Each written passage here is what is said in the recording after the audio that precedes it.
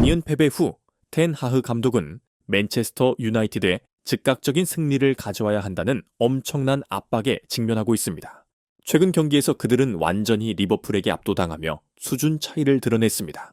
리버풀은 심지어 전력을 다하지 않았음에도 불구하고 맨유는 그대로 무너져 버렸습니다. 비록 경영진이 텐 하흐 감독을 공개적으로 옹호했지만 아무도 그가 크리스마스까지 감독직을 유지할 것이라 믿지 않습니다. 토요일 밤 사우샘프턴과의 경기에서 맨유는 상대의 지속적인 압박에 어려운 출발을 보였습니다. 4분의 사우샘프턴이 맨유의 페널티 박스 근처까지 다가가며 첫 번째 기회를 얻었으나 리산드로 마르티네스가 뛰어난 수비로 이를 저지했습니다. 7분에는 디블링이 중앙에서 인상적인 솔로 드리블을 펼친 뒤 정확한 가마차기 슛을 시도했지만 오나나가 멋진 선방으로 팀을 구해냈습니다. 15분에 맨유의 첫 번째 위협적인 기회가 나타났습니다. 에릭센이 절묘한 스루 패스로 지크제에게 기회를 만들어줬지만 램스데일이 빠르게 반응해 득점을 막아냈습니다. 맨유는 점차 경기의 흐름을 되찾았고 양팀은 계속해서 위협적인 공격을 주고받았습니다. 30분의 중요한 순간이 찾아왔습니다.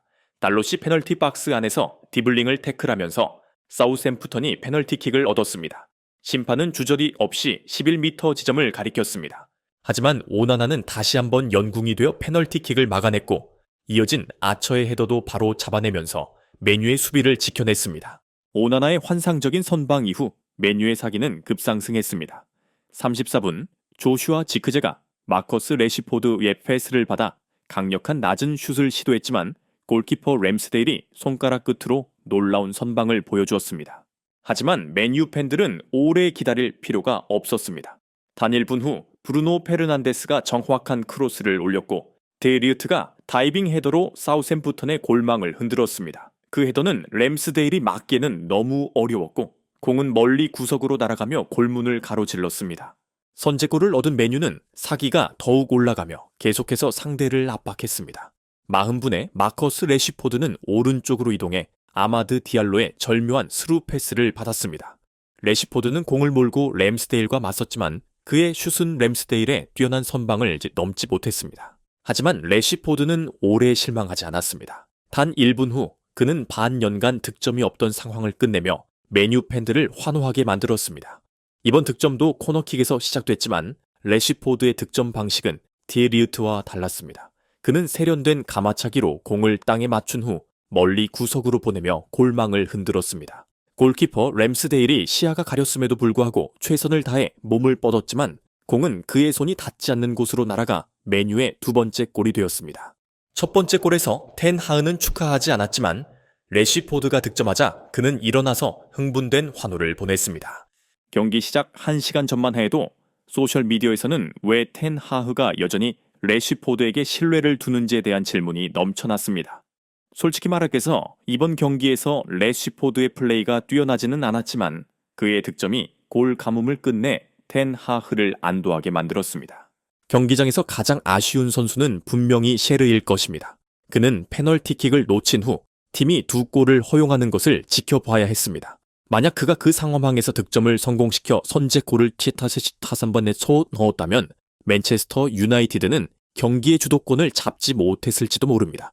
축구에서는 단 하나의 전환점만으로도 경기의 흐름이 크게 바뀔 수 있습니다. 이 전환점 덕분에 맨유는 사우샘프턴을 상대로 더 쉽게 경기를 풀어나갔고 홈팀은 초반에 열정과 체력을 잃었습니다. 사우샘프턴은 평범한 팀의 모습을 보였고 많은 패스 실수로 인해 맨유가 기회를 잡을 수 있었습니다. 브루노 페르난데스도 여러 차례 기회를 잡았고 특히 마커스 레시포드의 멋진 중거리 슛이 있었지만 이는 램스데일의 뛰어난 반사신경을 더욱 돋보이게 했습니다. 73분이 되자 모두가 기다리던 인물이 마침내 꿈의 극장 올드 트래포드의 잔디를 밟았습니다. 대형 신입생 마누엘 우가르테는 카세미루와 각포와 함께 레시포드, 크리스티안 에릭센, 메이노를 대신해 투입되었습니다. 텍 감독은 우루과이 출신의 대형 신입생을 벤치에 둔 결정을 설명하며 그가 단 2번의 훈련만 참가했고 그마저도 전부가 아니었다고 말했습니다. 그는 아직 모든 선수들과 친숙하지 않으며 적응할 시간이 필요합니다. 오늘 그가 출전할지 여부는 말할 수 없습니다. 그건 경기와 상황에 달려 있습니다. 우가르테 대신 후반전의 주인공은 가르나초였습니다. 메시에 이어 가르나초는 다시 한번 교체로 들어와 굉장히 위협적인 존재임을 입증했습니다. 가르나초가 첫 번째로 남긴 인상적인 장면은 잭 스티븐스에게 레드카드를 받게 한 것입니다. 마지막 순간까지 그는 카세미루의 멋진 패스를 받아 직접 골을 기록했습니다. 가르나초는 과감한 마무리로 3대0 승리를 확정지으며 에릭 텐 하그 감독의 어깨에 놓인 큰 부담을 덜어주었습니다. 사실 신입생 지크지 제 사르크스에가 마무리를 더 깔끔하게 했더라면 맨체스터 유나이티드는 4대로 이길 수도 있었습니다. 압도적인 승리에도 불구하고 맨유가 4경기 연속 승점이 없던 팀을 상대로 보여준 경기는 그리 설득력 있지 않았습니다. 경기 후 통계에 따르면 79분부터 수적 우위를 점하고도 텐 하그 감독의 제자들은 겨우 56%의 점유율을 기록했습니다. 그들은 총 20번의 슈팅을 시도했고 그중 10번이 골문을 향했으며 3골을 기록했습니다. 이는 맨유가 상위권 팀을 상대로 실망스러운 결과를 피하려면 결정적인 순간에서의 마무리 능력을 개선해야 한다는 것을 보여줍니다. 하지만 아직 많은 부분을 개선해야 할 팀 구성을 고려할 때 3점을 얻은 것만으로도 기뻐할 만한 일입니다. 경기력과 폼 문제는 차차 해결할 수 있을 것입니다. 이번 승리로 맨유는 4라운드 후 2승 2패로 승점 6점을 기록했습니다. 여러분, 오늘의 스토리를 마무리할 시간입니다. 맨유 내부에서 긍정적인 분위기가 유지되고 텐 하그 감독과 선수들이 연승을 이어가기를 바랍니다. 그렇지 않으면 많은 머리카락을 가진 네덜란드 감독에게는 어려운 상황이 닥칠 것입니다.